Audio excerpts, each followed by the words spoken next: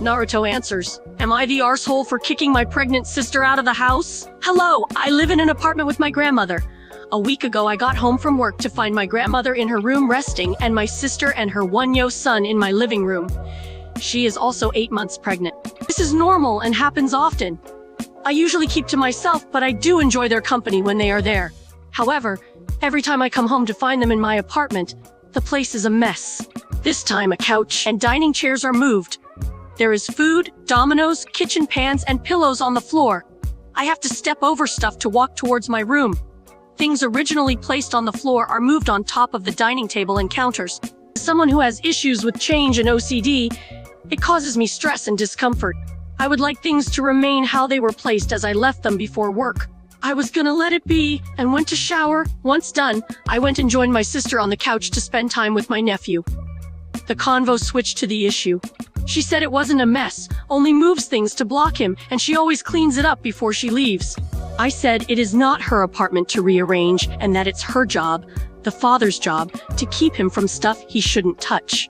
She said all I want to do is trap him, restrain him down, and not let him be a one-year-old curious boy. I disagreed and said we should not have to move anything when they come over. It's not their space to make perfect for them. This argument got pretty heated as conflict resolution is not in our genetics. She at one point told me to get out, and I said I live here. You don't, so you should leave. This led to my grandmother coming out of her room in perfect timing for my sister to start ranting about how I would be a terrible mother.